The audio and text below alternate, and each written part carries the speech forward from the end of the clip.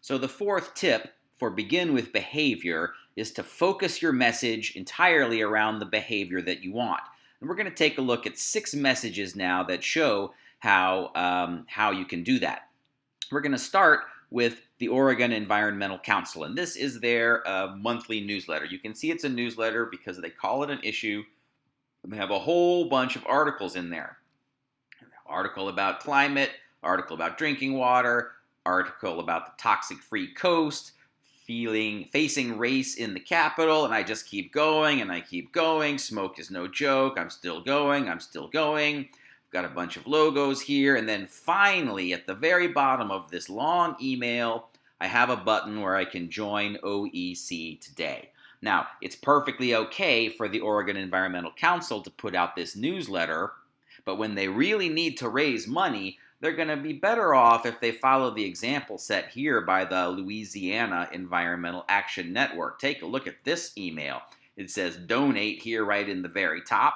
Then we've got a headline. Then it says make your tax-deductible donation. Click here. You scroll on down.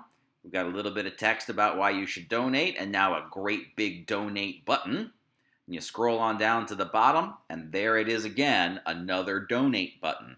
This focused message is going to be much more effective at raising money than a newsletter link that just happens, or donate link that just happens to be in a newsletter.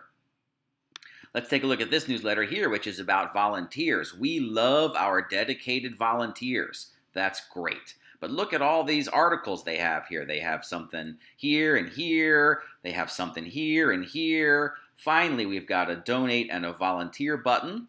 And then we got more and more and more stuff that might distract the reader from either donating or volunteering.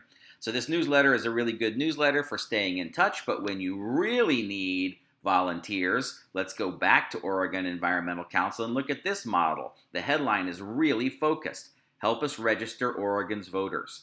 And then there's a great big bright orange volunteer button, and that's all that the message is about.